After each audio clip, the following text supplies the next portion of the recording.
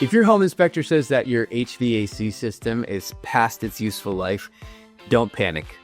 Because that phrase scares buyers all the time, and most of the time, it doesn't mean what you think it means. One of the most common things I see on home inspection reports is this line. The heating and air system is over 14 years old, and so it's past its useful life. 14 years? Who decided that? I've seen furnaces from the 1970s that still work perfectly fine. Especially here in Orange County, where we're not in the desert, it's not 125 degrees, and we're not in the Arctic at minus 30. Because of that, our systems do not get hammered year-round. So here is the real rule of thumb. If it's working, you don't replace it.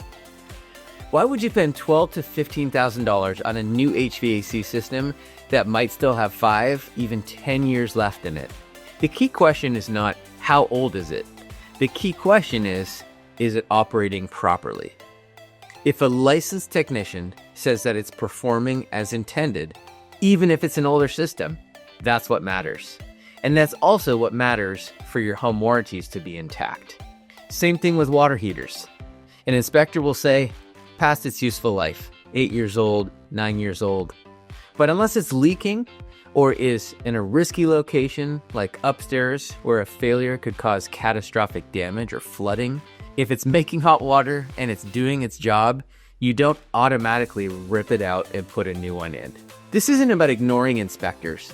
They serve a useful purpose and they have to write things a certain way for their own liability. But there's a big difference between what has to be said in a report and how people actually live in a home.